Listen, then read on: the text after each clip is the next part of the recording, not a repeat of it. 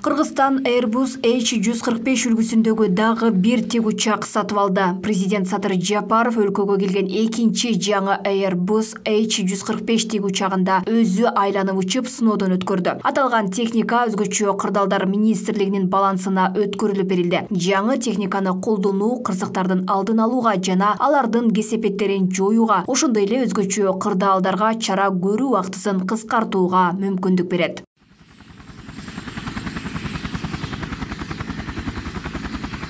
Airbus H145 эң акыркы навигация жабдуулары, автопилот, ТАСС 620 жолдогу жагдайды эскертүү системасы, кошумча абаны тазалоо системасы жана башкалар менен жабдылган. Келерки жылы Кыргызстан менен Россиянын президенттеринин макулдашуусунун алкагында өлкөгө өзгөчө кырдаалдар министрлиги үчүн жаңы Mi-8 МТВ маркасындагы тигучак гранттык негизде келет деп күтүлүүдө. Эске салсак, үстүбүздөгү жылдын августунда өзгөчө кырдаалдар министрлигине жаңы атайын техникалар тапшырылган. Мунун ичинде 4 жүргүнчүгө эсептелген Airbus H125 да болгон.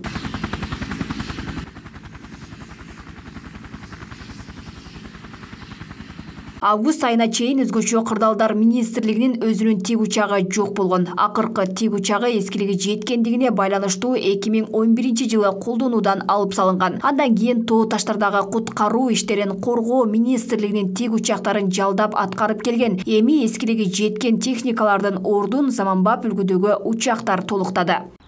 Министерство оборондун эми ачыгын эле айтыш керек, бизде мына башта беспилотный техникалар, бронетехникалар, акыркы замандын техникалары бизде ачыгын айтсак жок эле. Баштакы техникалары иштейт эле, бирок азыркы заманга жооп бере албайт десек, биз эч качан жаңылышпайбыз. Себеби дегенде Союзду тураганына 32 жыл болуп атат. Техникаларыбыз Союзга чейин дагы 30 жылдан ашык кызмат кылган да. Ошон үчүн азыркы жаңы техникаларды алганыбызга биз абдан ыраазычылыгыбызды айтыш керек. Бирок дагы алышыбызга ушул биздин мамлекетибиз көңүл буруш керек. Аны менен катар быйылкы жылы өлкө башчы күч түзүмдөрүнүн техникалык базасына да алгылыктуу көңүл бурду. Анда Кыргызстан эң акыркы үлгүдөгү Акынжы байрактар учкучсуз аппаратын сатып алган. Андан мурда 40 брондолгон аскер техникасы сатып алынган. Бул аскердик техникалар кыргыз куралдуу күчтөрүнүн жогорку деңгээлге чыгышынан кабар берет дешет. Ар дайым айтып келем,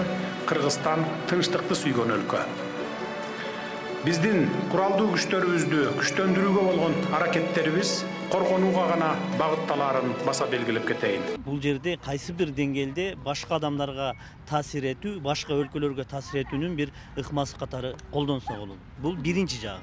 Ал эми экинчи жагы Акынжы алабызбы, байрактар алабызбы, аны сөзсүз түрдө айтылыш керек.